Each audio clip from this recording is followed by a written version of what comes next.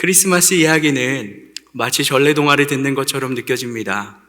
우리는 이 예수 탄생에 대한 이야기를 너무 잘 알고 있고 새로운 것을 발견할 수 없다고 생각을 합니다. 어린 시절 우리의 성탄절 예배는 신이 나고 재미났는데 이제 더 이상 그러한 흥분이나 그러한 감정은 느낄 수 없게 되었습니다. 그리고 여러분들은 설교하는 저보다 예수 탄생에 대한 설교를 더 많이 들으셨을 것입니다. 그래서 저는 오늘 많은 이야기를 덧붙여 여러분에게 설교하기보다는 짧은 시간에 성탄절의 의미에 대해서 함께 나누고자 합니다. 저는 오늘 여러분과 너희, 오늘, 구주라는 주제로 말씀을 나누고자 합니다. 첫 번째로 천사는 이 기쁜 소식이 너희를 위한 것이다 라고 말하고 있습니다. 한 아이의 탄생은 부모의 기쁨입니다. 그리고 이 기쁨은 부모라는 담장을 넘어서 한 공동체 혹은 한 마을 전체의 기쁨이 되기도 합니다. 심지어 아이의 탄생은 태평양도 넘어서 한국에 있는 우리의 또 다른 가족들에게 큰 기쁨을 전해줍니다. 이처럼 한 아이의 탄생은 우리가 생각하는 것보다 큰 기쁨을 우리에게 주고 있습니다.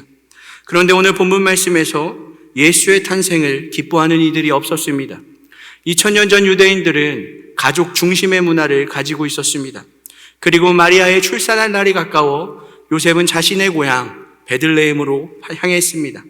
베들레헴을 향하면서 요셉은 아마도 그동안 그리웠던 가족들을 만날 것을 상상하며 속으로 기뻐했을 것입니다.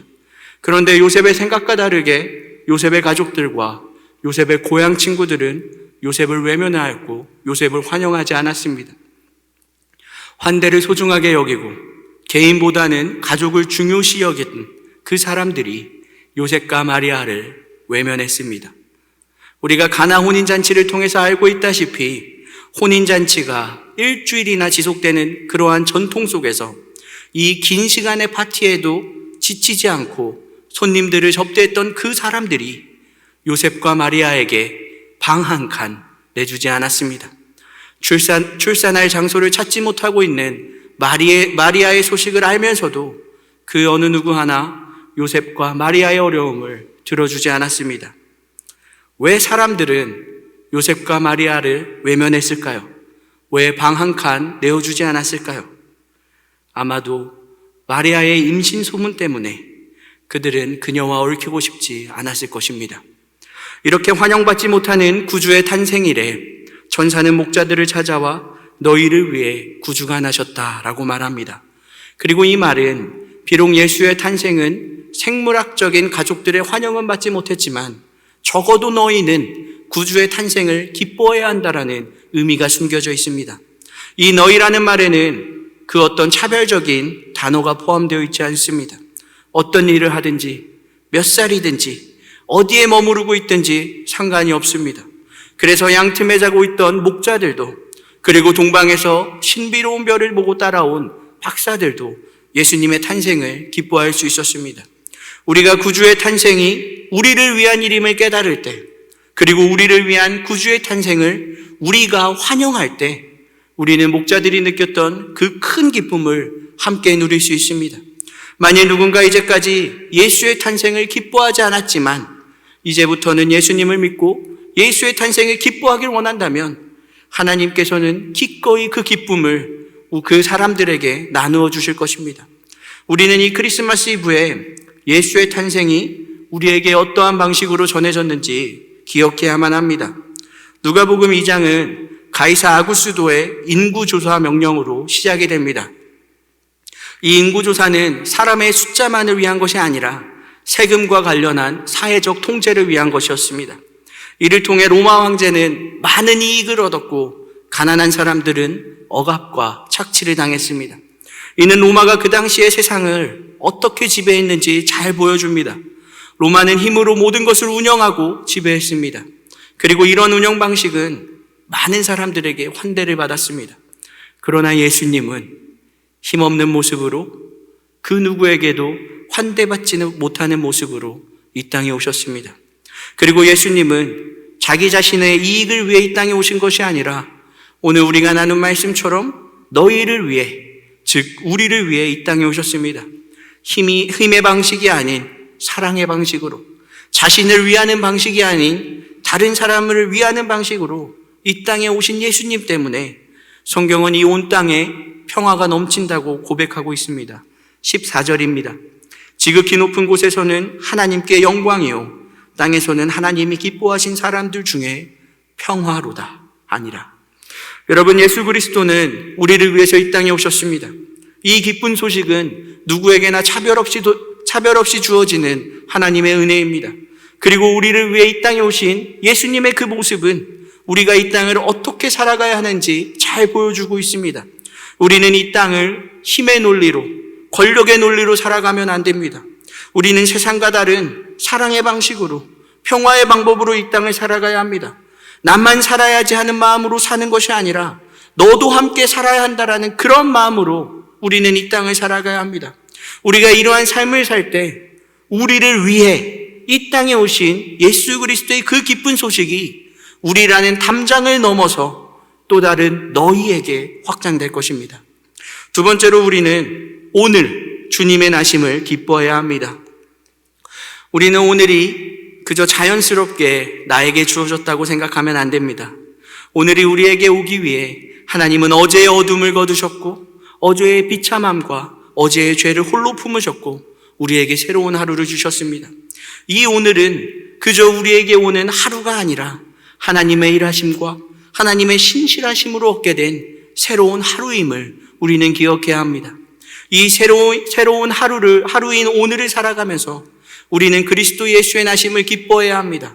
우리가 오늘 주님의 나심을 기뻐하지 않는다면 우리는 내일도 주님의 나심을 기뻐하지 않을 것입니다.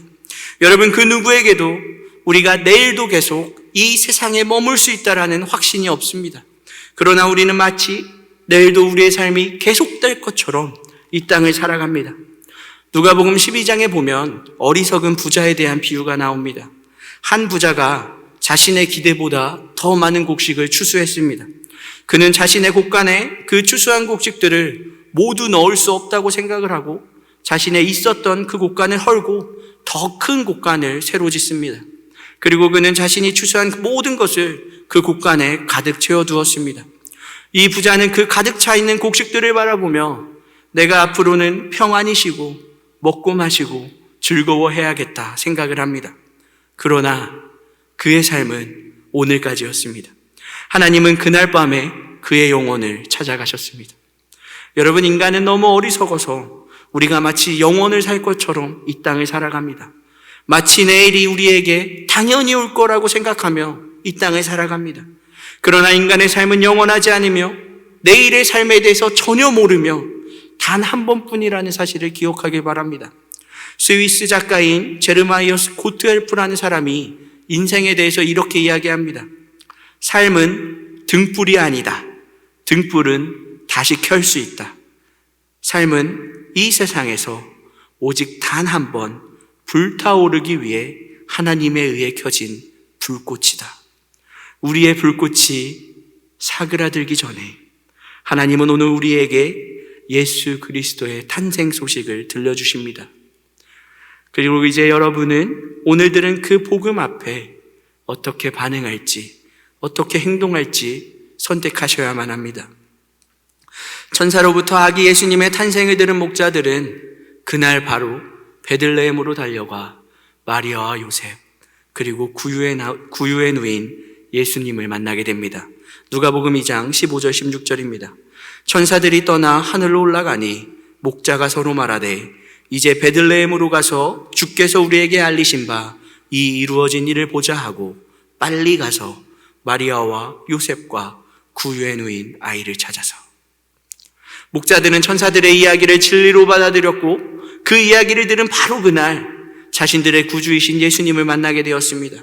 여러분, 우리는 오늘, 다른 날이 아니라 오늘 목자들처럼 우리 구주이신 예수님을 만나야 합니다. 목자들에게 선포됐던 같은 말씀이 오늘 지금 이 자리에서 우리에게 선포되고 있습니다. 이 말씀은 작년에 들었던 말씀이 아니고 내년에 들을 말씀이 아닙니다. 이 말씀이 오늘 나에게 진리로 임할 때 그때 우리는 오늘 우리 주 예수 그리스도를 만나게 될 것입니다. 마지막으로 천사가 우리에게 들려주고 싶었던 이야기는 구주의 탄생이었습니다. 구주의 탄생은 크리스마스 이야기의 심장입니다. 그리고 우리는 이 이야기를 하도 많이 들었기 때문에 예수님이 친히 인간 세상에 오셨다는 이 이야기에 놀라지 않습니다. 그러나 우리가 이 사실을 곰곰이 생각하면 우리가 놀랄 수밖에 없습니다. 하나님이신 예수님은 인간 없이도 살아가실 수 있는 분이셨습니다. 인간이 죄를 짓든 말든, 인간이 죄 때문에 죽든 말든 아무 상관하지 않고 하나님으로 살아가실 수 있었습니다. 그런데 하나님이신 예수님은 친히 인간이 되기로 결정하셨고 친히 우리의 구주가 되기로 결정하셨습니다. 여러분, 예수님은 우리의 구주이십니다. 이 말은 예수님은 우리를 절대로 홀로 내버려 두지 않는다는 말입니다. 우리가 죄 가운데 있을 때에도 예수님은 우리를 죄와 사망 가운데 내버려 두지 않으셨습니다. 멸망을 향해 걸어갈 수밖에 없는 우리를 그대로 내버려 두지 않으시고 이 땅에 친히 오셔서 우리의 발길을 돌이켜 생명을 향해 걸을 수 있도록 만들어 주셨습니다. 우리가 오늘의 어려움 속에서 희망을 가지고 살아갈 수 있는 이유는 바로 그 구주이신 예수님이 우리와 함께 하겠다고 말씀하시기 때문입니다. 마태복음에서 천사가 마리아를 찾아와 예수님의 이름에 대해서 이렇게 말합니다. 마태복음 1장 23절입니다. 보라, 처녀가 잉태하여 아들을 낳을 것이요 그의 이름을 임마누엘이라 하리라 하셨으니 이를 번역한즉 하나님이 우리와 함께 계시다 함이라. 예수님은 우리와 함께 하시기 위해서 이 땅에 오셨습니다. 그리고 예수님이 승천하시면서 똑같은 말씀을 반복하십니다. 마태복음 28장 20절이에요. 내가 너희에게 분부한 모든 것을 가르쳐 지키게 하라. 볼지어다 내가 세상 끝날까지 너희와 항상 함께 있으리라 하시니라. 예수님은 세상이 끝날 때까지 우리의 구주로서 우리와 함께 하겠다고 약속하셨습니다. 2000년 전 이 땅에 구주로 나신 예수님은 그 당시의 사람들만 구원하시고 그 당시 살았던 사람들의 어려움만 해결해 주신 것이 아닙니다. 예수님은 오늘도 우리와 함께 하겠다고 말씀하고 계세요. 그리고 그분은 지금도 우리의 고통, 우리의 죄, 우리의 어려움을 해방시키길 원하시는 우리의 구주이십니다. 우리가 힘들 때에도 예수님은 우리의 손을 꼭 잡고 우리가 어렵기 전에 먼저 우리를 위로해 주시고 먼저 우리와 함께 해주시는 우리의 구주이십니다. 저는 이 성탄절에 여러분이 이 구주이신 예수 그리스도를 만나기를 소망합니다. 또한 예수님이 우리의 구주라는 이 사실은 우리가 예수님을 찬양해야 된다는 이야기입니다. 이미 이야기했듯이 세상은 예수의 탄생을 환대하지 않았습니다. 예수의 탄생에 그들은 침묵했습니다. 그러나 하나님은 자신의 천군 천사를 보내어 아기 예수님의 탄생을 축하하고 예수님을 찬양하게 만들었습니다. 또한 한 천사에게 소식을 들은 목자들은 달려가 아기 예수님을 만나고 하나님께 찬양을 합니다. 누가복음 2장 20절입니다. 목자들은 자기들에게 이르던 바와 같이 듣고 본 그 모든 것으로 인하여 하나님께 영광을 돌리고 찬송하며 돌아가니라. 여러분, 우리는 예수에 대한 이야기, 예수 탄생에 대한 소식을 목자들과 똑같이 들었습니다. 그렇다면 이제 예수의 탄생을 목격한 우리는 무엇을 해야 합니까? 우리도 목자들과 같이 하나님께 영광을 돌리며 찬송을 해야 합니다. 세상이 이 성탄절에 다른 이유로 기쁘고 다른 이유로 신날 때 우리는 예수 그리스도의 탄생에 기꺼이 참여하고 그리스도 예수께 우리의 찬양을 드려야 합니다. 여러분, 오늘 우리를 위해 구주가 나셨습니다. 기도하겠습니다. 우리의 구주이신 하나님은 위대하시며 모든 것들보다 높고 거룩하신 분임을 우리의 입술로 고백합니다. 하나님이 우리를 포기하지 않으시고 우리를 거절하지 않으시고 친히 우리의 구주가 되시기로 결심하셨기 때문에 우리는 그 사랑을 바라봅니다. 우리는 그 사랑에 의지하여 당신의 신실한 손에 우리의 삶을 맡깁니다. 우리의 모습 그대로 우리를 받아 주시옵소서. 연약한 우리를 강건하게 하시며 당신의 부요한 복을 가난한 우리에게 부어 주시옵소서. 어둡고 어렵고 비참한 삶을 살아가는 사람들에게 하나님의 자비를 비추어 주시옵소서. 우리의 아버지이신 하나님, 우리가 이 땅에서 당신의 정결하고 당신의 담대한 자녀로서 증인으로 살아가게 하옵소서. 예수님의 이름으로 기도합니다. 아멘.